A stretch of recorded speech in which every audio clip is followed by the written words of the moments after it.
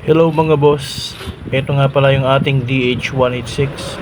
Bubuksan natin ang kanyang panggilid or yung tinatawag natin na clutch lining at clutch spring. Una ko palang ginawa dyan ay dinrain ko na muna yung oil. Tapos ang unang tatanggalin natin ay itong tambucho kasi nakaharang siya sa ating pwesto. Medyo matigas yan guys, lalo na kung unang beses nyo lang bubuksan. At isunod na natin yung apakan dito sa may driver. Hindi siya basta-basta nakatuhog lang sa makina. Naka tornilyo rin siya sa chassis. At isa to sa babanggaan pag nagbukas ka ng gilid ng motor mo or dun sa may clutch assembly. Kaya dapat tanggalin natin yan para matanggal natin itong takip. Next naman nating aalisin ay yung kanyang clutch cable. Medyo matigas yan pero kung sanay ka na, kayang-kaya mo yan tanggalin. At yun, isa-isahin na natin itong mga tornilyo dito sa takip.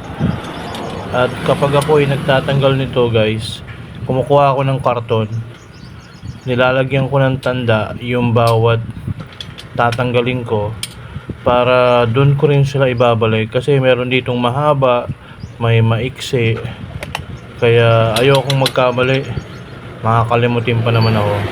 Oras na may pasok mo yung mahaba doon sa maiksi, sigurado butas o kaya loose thread ang aabutin mo. Sakit nun sa ulo mga boss.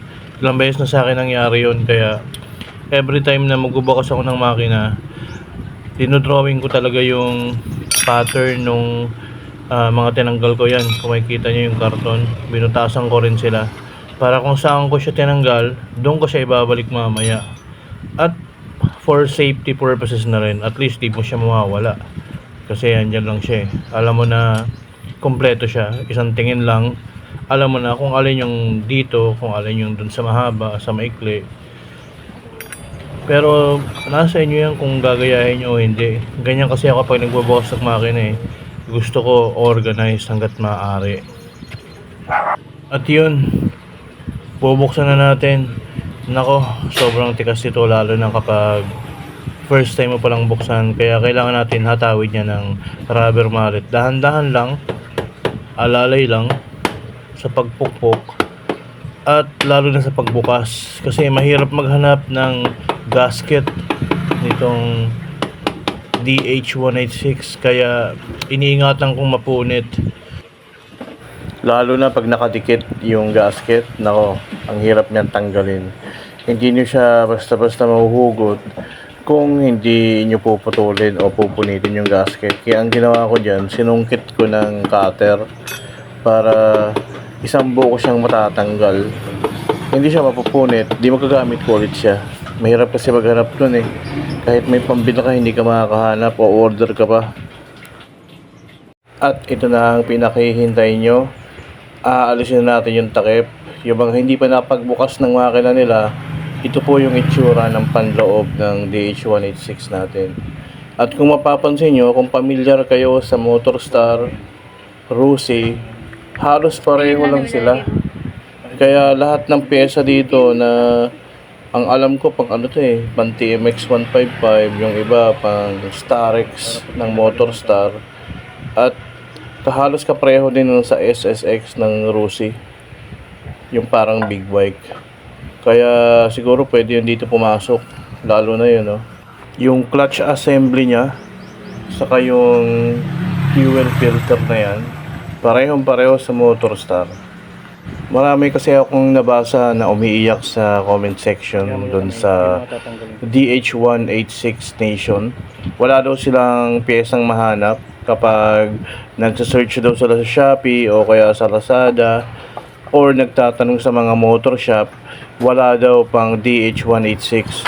Malamang bago pa lang itong motor na to mahirap talaga maghanap ng piyesa. Pero kung may diskarte ka at alam mo yung mga dapat gawin, dalhin mo lang yung stock tapos hanapan mo ng kapareho, yun na yun. Basta pumasok siya. Yung iba nga minamodify pa At siya nga pala guys, hindi ako mekaniko. Lahat ng nalalaman ko sa motor based on experience lang. Palibhasa, Pang 50 na motor ko na to eh. Kaya pag may nasira, ang ginagawa ko, una, nanonood muna ako. Tapos, unti-unti akong bumili ng mga tools ko. Kaya kung makikita nyo, kompleto talaga yung tools ko. Mahirap kasi magbukas kung wala kang impact, wala kang castle nut. Kaya huwag kayong matakot. Lahat naman pwedeng pag-aralan eh. Meron naman YouTube, may mga tutorial din. Or, pag may nagbubukas ng makina, pag nagpapagawa kayo, tingin-tingin kayo tapos magtanong-tanong na rin kayo. Kung titingnan nyo, di ba, parang ang dali lang buksan yung makina nyo. Pero sa personal, pag kayo na talaga, maraming bolt dyan na sobrang tigas. Kung hindi tama at akma yung gagamitin mong tools, hindi siya talaga mabubuksan. Nakikita nyo yung yung fuel filter na yan. Ilang beses na ako nabasagan yan. Kasi una pinupukpok ko yan, sinisinsil ko. Eh, meron pala talagang pambukas niyan. Kaya bumili talaga ako. Ayan. Dito mo makikita yung mga basag-basag na parts ng makina mo kung sakaling meron. Kasi ito yung fuel filter eh. Tapos ito pala yung parts na dapat gamitan mo ng castle nut. Kung wala ka nito, hindi mo yung bubuksan. Yung ibang mekaniko ang ginagawa, sinisinsil yan eh, kaya nababasag. Eh, impact lang naman ang katapat yan. Saka yan, castle nut, malambot na yan, kayang-kaya na yan. Kung wala kayo, manghiram kayo. Kung wala talaga, sa mga kakilala nyo, pwede naman kayong bumili na lang kung may budget naman kayo. Magagamit nyo naman yan eh. At yun nga, natanggal na natin. Medyo matigas yun, lalo na pag first time. Kaya kailangan nating pukpukin ng rubber mallet para maugas siya ng konti at mabunot natin siya. At dahan-dahan lang pala sa pagpukpok, alalay lang. Kasi baka mabasag niya yan, sakit ng ulo yan, hahanap ka niyan. Pero marami naman yung kapareho, pareho lang yun sa Starex ng 155 sa motor stop. At yung sa Rusi, ganyan din yung fuel filter nila. Tanggal natin yung fuel filter na yon, pwede na nating hugutin itong clutch assembly. Kasi magpapalit tayo ng clutch lining na pudpud. Kasi maraming packet dito sa Bicol eh. Nasobrahan ako sa half clutch eh. Kaya yun, napudpud sila at nag-slide na.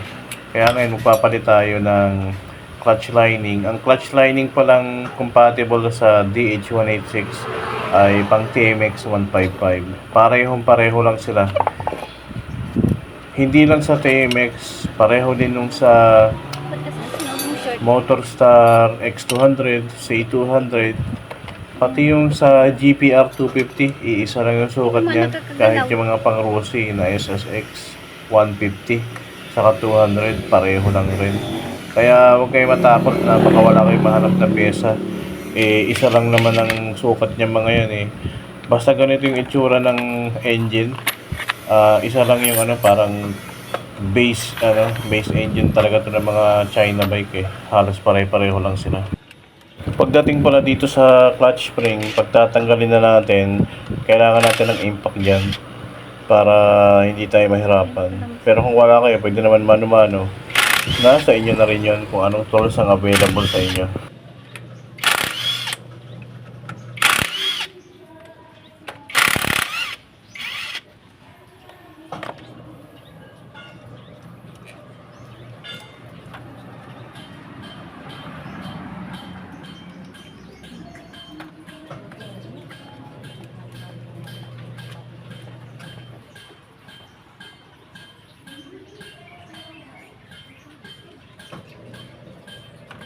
Sakto man yun sa'yo din, Rev. Madami din. Madami ba yan? 5? Ay, ano? 5 bago to 5.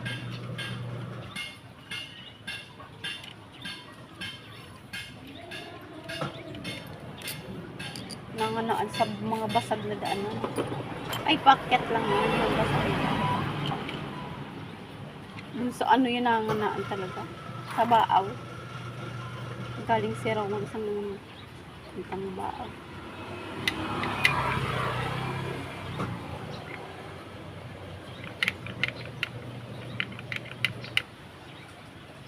Tanggalin ko pala dito. Ang dahil palang ano.